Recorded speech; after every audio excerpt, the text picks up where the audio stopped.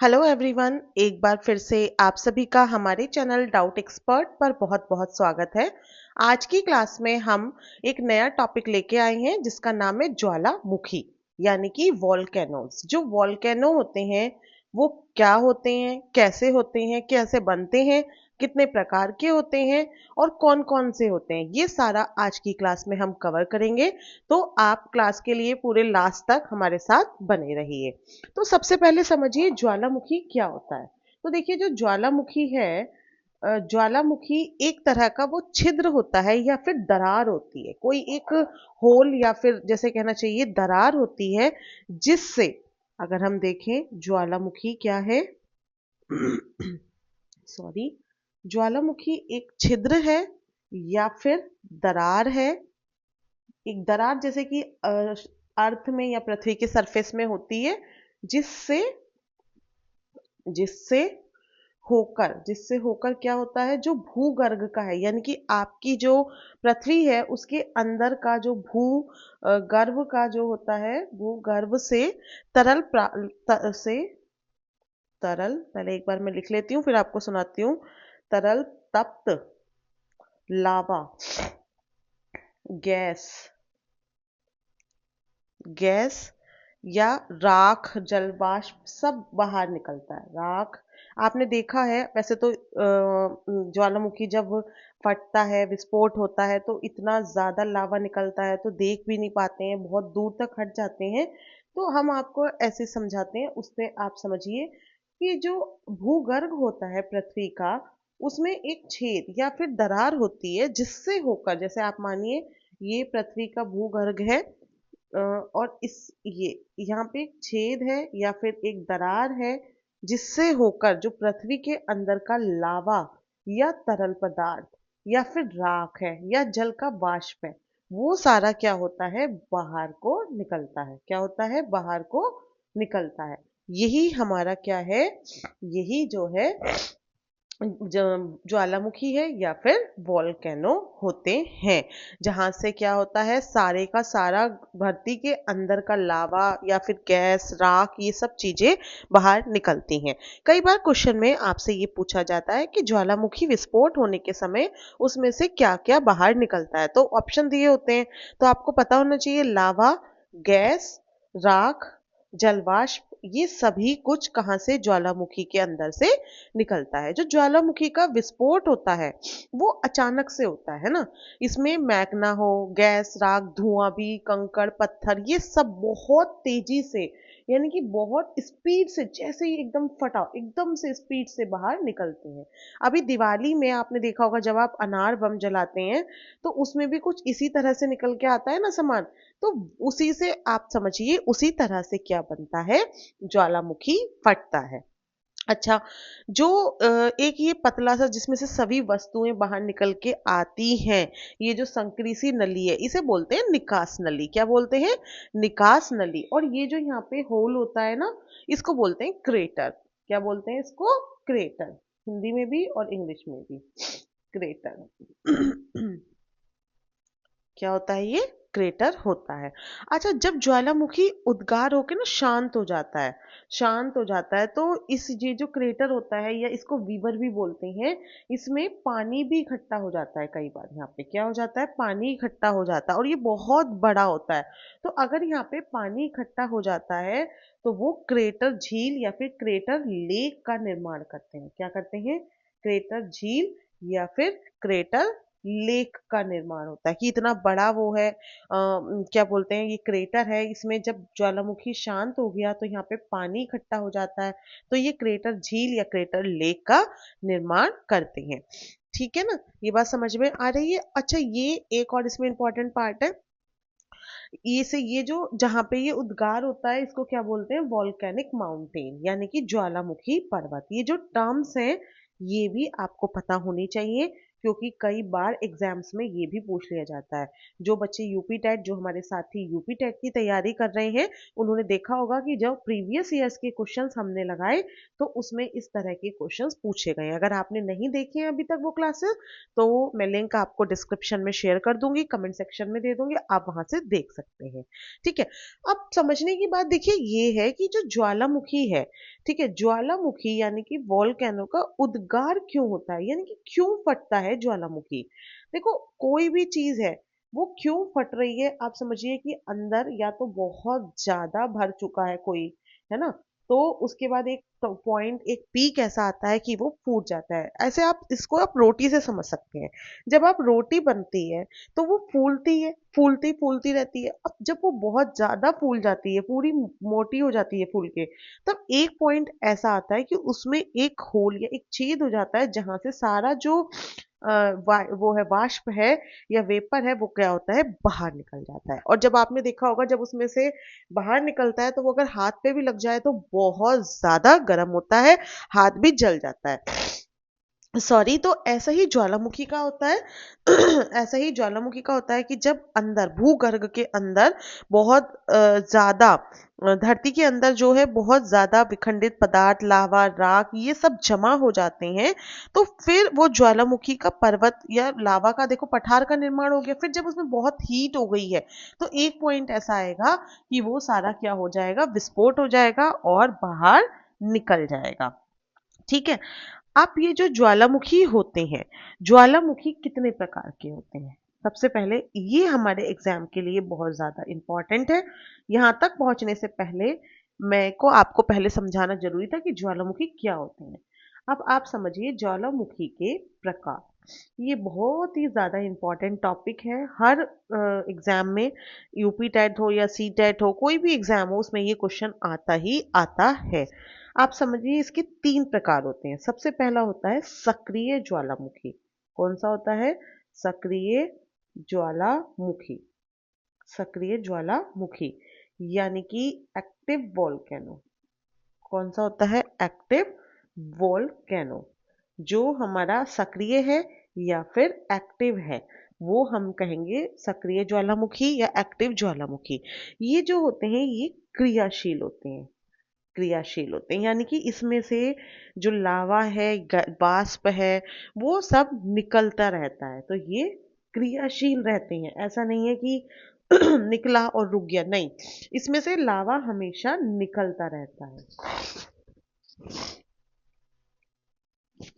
इसमें लावा हमेशा निकलता रहता है। क्या होता रहता है? निकलता रहता है। तो इसलिए ये क्या है? ये क्रियाशील है। क्या है ये? क्रियाशील। जैसे कि अब देखो, जो मैं आपको बता रही हूं वो बहुत ज्यादा इंपॉर्टेंट है। जैसे कि इटली है, इटली में एटना है। कौन सा है? एटना। और स्ट्रम्बोली, ये बहुत ही इंपॉर्टेंट है। कौन सा है? स्ट्रम्बोली।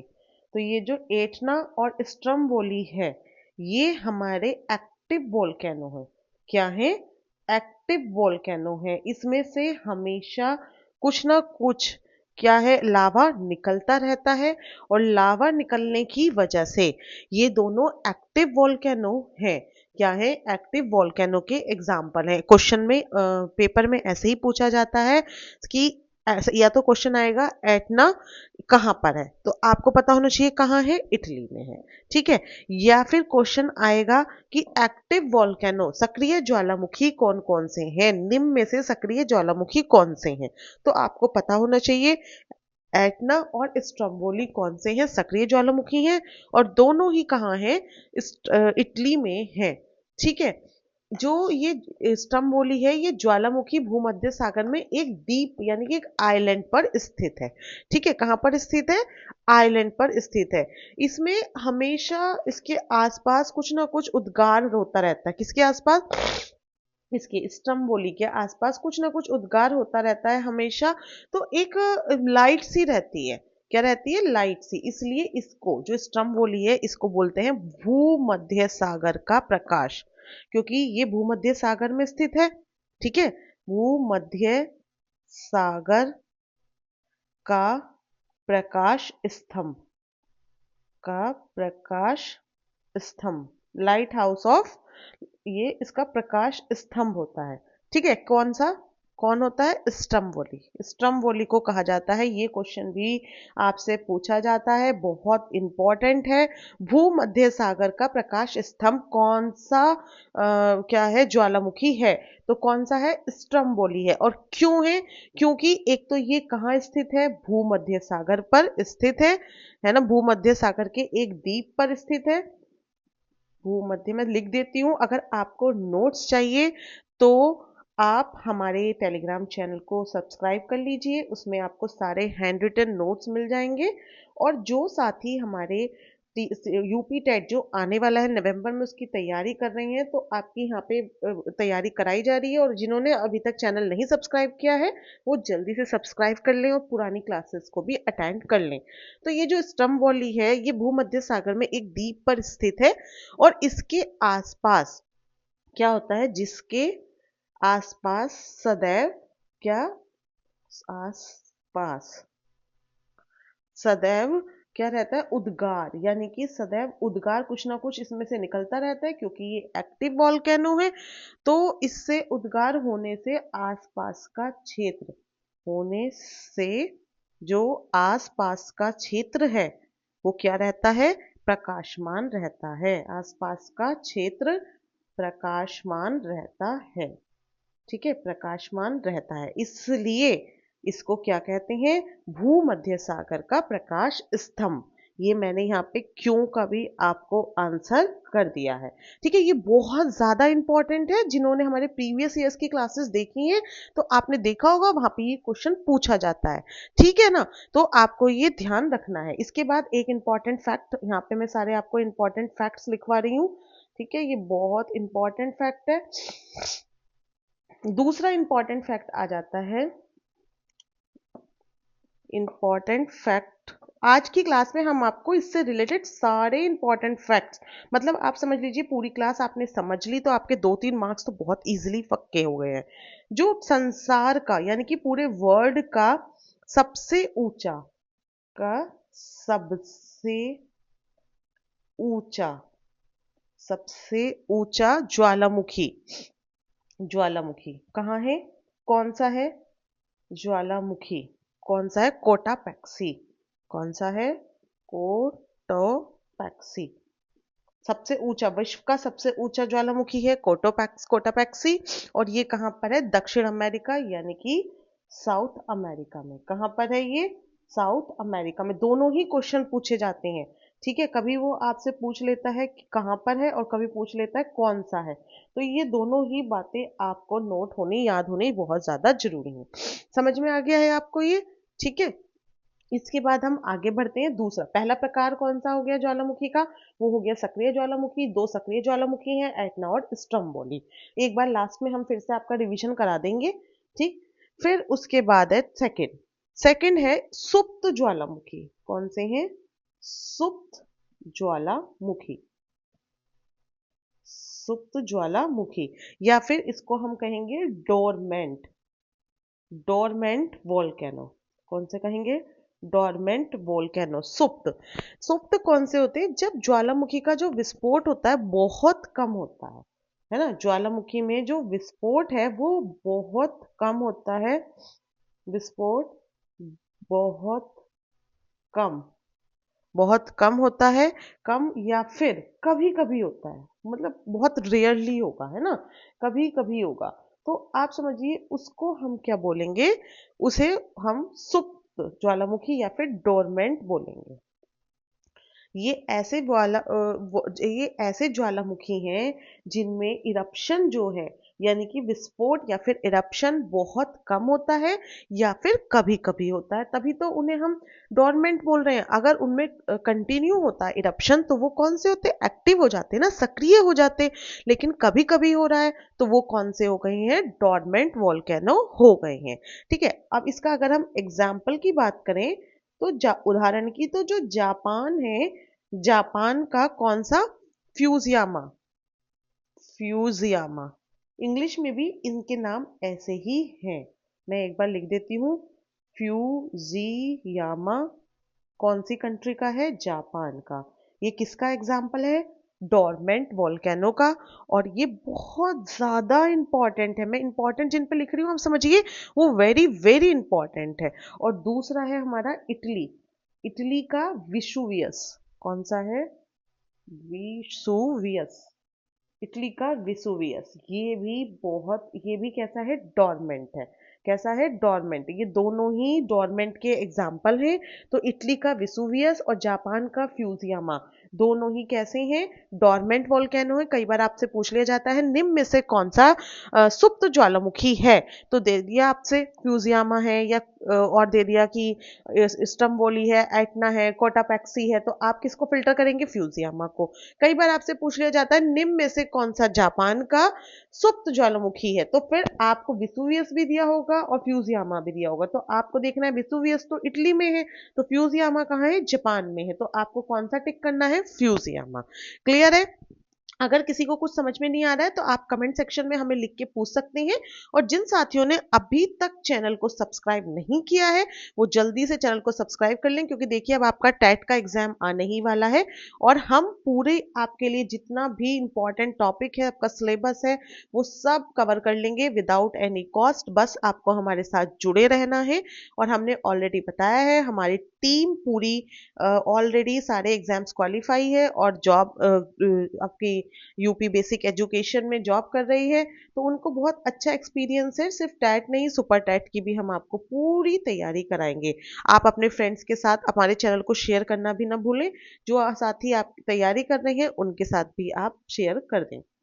चलिए थर्ड प्रकार जो है वो आता है वो क्या है? शांत ज्वालामुखी, यानी कि शांत ज्वालामुखी यानी कि एक्सटिंक्ट वॉल्केनो। शांत ज्वालामुखी यानी कि कौन सा हो गया? तीसरा प्रकार एक्सटिंक्ट। पहला था एक्टिव वॉल्केनो, दूसरा डॉर्मेंट और तीसरा हो गया है एक्सटिंक्ट ज्वालामुखी। ये जो ज्वालामुखी है इनमें कभी उद्गार हुआ था, है ना? मतलब ऐसा नहीं है कि अभी ये लोग इसमें कभी कभी रुक रुक के हो रहा है या कुछ हो रहा है, इनमें कभी हुआ था, बहुत पहले कभी कभी उद्गार हुआ था। ठीक है, कभी उद्गार हुआ था, किंतु अब ज्वालामुखी में विस्फोट की संभावना, किंतु अब ज्वालामुखी अब ज्वालामुखी में अब ज्वालामुखी में विस्फोट की संभावना नहीं है। अब ज्वालामुखी विस्फोट की संभावना नहीं है, मतलब कभी तो इसमें उद्गार हुआ था, लेकिन अब ये ऐसा हो गया है, बिल्कुल शांत हो गया है। तो शांत होने की वजह से अब ज्वालामुखी विस्फोट की संभावना नहीं है। इस तरह के ज्वालामुखी जो होते हैं वो शांत ज्वालामुखी होते हैं या फिर एक्सटिंक्ट होते हैं। ठीक है, इनमें संभावना नहीं रहती है कि ये दोबारा से विस्फोट कभी होंगे। जैसे कि जो सुप्त था वो रुक रुक के कभी कभार उसमें हो रहा है ना? लेकिन इसमें संभावना ही नहीं है कि भाई इसमें कभी दोबारा होगा या नहीं होगा। जो इसका मुख होता है ज्वालामुखी का, वो पदार्थों से भरकर बंद हो जाता है खुद ही।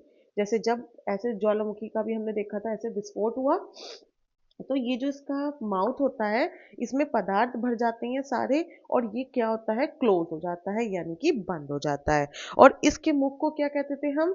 क्रेटर कहते थे। क्रेटर कहते थे ना, अभी मैंने बताया था।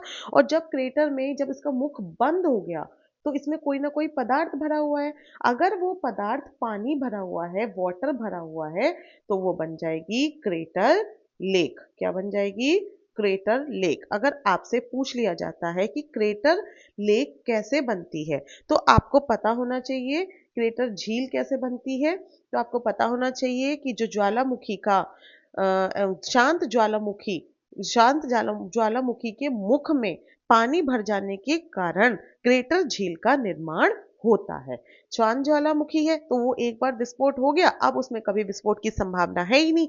जब संभावना नहीं है तो उसमें जो क्रेटर है उसमें क्या होगा? उसका पदार्थ भर जाएगा। पदार्थ तो अंदर से निकल के आया है, पदार्थ में जल वाष्प भी है। तो अगर उसमें जल वाष्प यानी कि पानी भर गया है तो किसी झील का निर्माण होता है? क्रेटर झील का।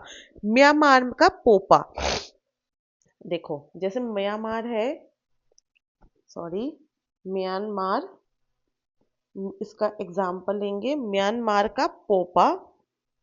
पोपा और संयुक्त राज्य अमेरिका के ओरेगन राज्य में क्रेटर झील के प्रमुख उदाहरण हैं। ये म्यांमार का पोपा भी क्रेटर झील का एग्जाम्पल है।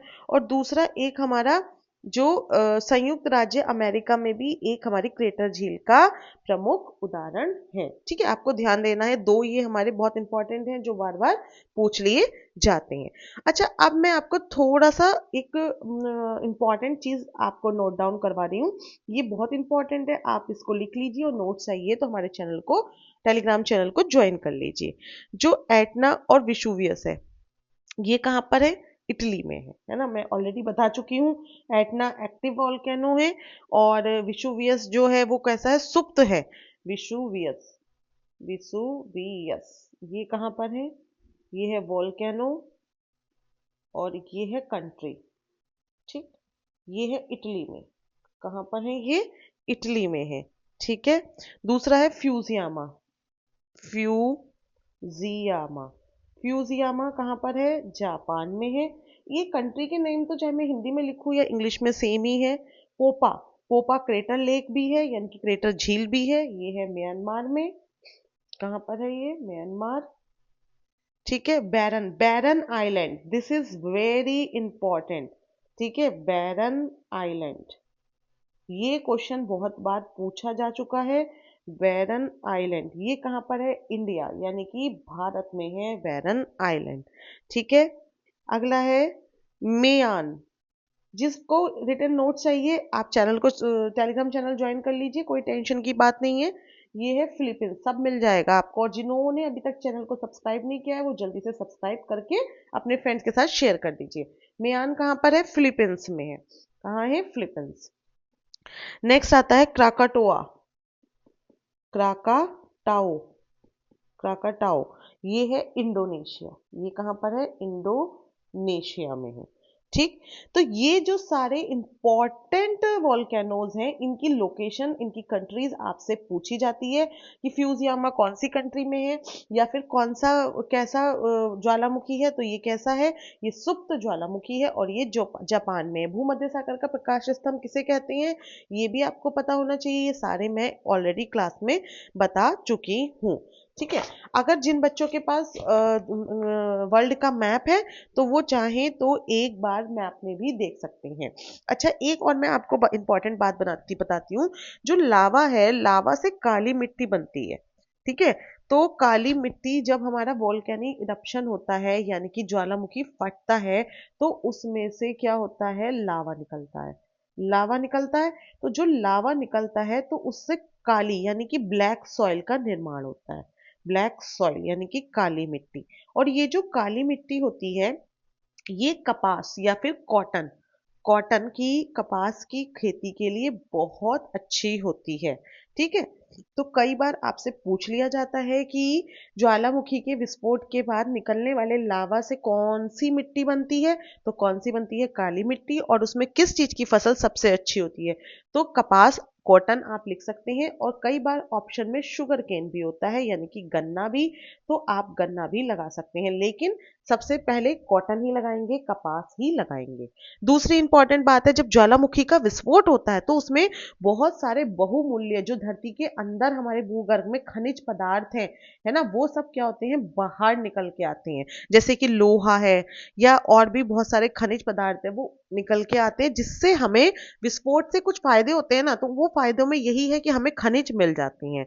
ज्वालामुखी का जो क्षेत्र है वो कैसा होता है? गर्म होता है। तो गर्म होने की वजह से वो गर्म स्रोत, जल स्रोत वहां पे हमें मिलते हैं, जिसमें क्या होता है? गंधक खुला हुआ होता है। जब अंदर से निकल के आ रहा है गंधक भी, तो गर्म है वो सारा, क्योंकि ज्वालामुखी का विस्फोट ही बहुत हाई टेम्परेचर पे हो रहा है। तो जो उसमें जल निकल के आता है जिसमें गंधक मिला होता है, तो वो चर्म रोग के लिए, स्किन इन्फेक्शन के लिए बहुत ज्यादा लाभकारी होता है। ठीक है, जब ये क्रेटर झील बनती हैं तो क्रेटर झील का, ये तो आपको यहाँ बहुत छोटी लग रही है, बहुत बड़ी क्रेटर झील बनती है।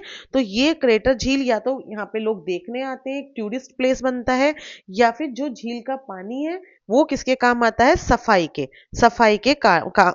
सॉरी, सफाई मैंने बोल दिया, सिंचाई के काम यानी कि इरिगेशन के काम भी वहां पे आता है। लेकिन देखो ज्वालामुखी विस्फोट के ये तो कुछ फायदे हैं, बट इसके बहुत सारे नुकसान भी हैं। जैसे कि जब ज्वालामुखी विस्फोट होता है तो लावा निकल के आता है, तो उसके नीचे बहुत सारी वनस्पतियां या जीव जंतु दब जाते हैं, बेचारे मर जाते हैं, क्योंकि एकदम से ऑल ऑफ सडन विस्फोट होगा और जैसे ही गर्म पदार्थ लावा बहना शुरू होता है वो बहुत दूर तक बहता चला जाता है। तो उसके नीचे जितनी वनस्पति हैं, जीव जंतु हैं, सब क्या होते हैं? वो दब जाते हैं। कई बार जब ज्वालामुखी का विस्फोट इतना तेज होता है कि उसके आसपास के एरिया में क्या भूकंप भी आ जाता है, और भूकंप आने की वजह से या लावा प्रवाह होने की वजह से बहुत किलोमीटर तक, बहुत बहुत दूर तक जो खेत मकान है वो सब क्या होते हैं? नष्ट हो जाते हैं। ठीक है। अब जब ज्वालामुखी समुद्र में ज्वालामुखी का विस्फोट होता है तो जल उबलने लगता है, जिसे बड़वानल कहा जाता है। इसके फलस्वरूप क्या होता है? जो समुद्र में मछलियां वगैरह मर जाती हैं, क्योंकि बहुत ज्यादा जल उबलने लगेगा। तो ऐसा नहीं है, कोई भी चीज हो रही है, चाहे ज्वालामुखी विस्फोट हो रहा है, अगर उसके फायदे हैं तो नुकसान ज्यादा भी हैं। क्योंकि आप समझिए इतनी सारी सारी वनस्पतियां क्या हो जाती हैं? अंदर ही अंदर लुप्त हो जाती हैं। तो इस तरह हमने देखा कि ज्वालामुखी क्या होता है, ज्वालामुखी के प्रकार क्या हैं, 3 प्रकार के होते हैं, और बहुत सारे हमने इंपॉर्टेंट फैक्ट्स को कवर किए जो आपके एग्जाम्स के लिए बहुत इंपॉर्टेंट हैं। जिन बच्चों ने अभी तक हमारी और क्लासेस हिंदी की या फिर ईवीएस की क्लासेस नहीं देखी है, तो आप जल्दी से जाके चैनल पे प्लेलिस्ट में देख लीजिए और अपनी तैयारी को बूस्ट कर दीजिए। जल्दी ही मैं आपके लिए क्वेश्चंस लेके आऊंगी जो आपको सॉल्व करने हैं और फिर उनके आंसर बताने हैं। चलिए, तब तक के लिए नमस्कार, धन्यवाद।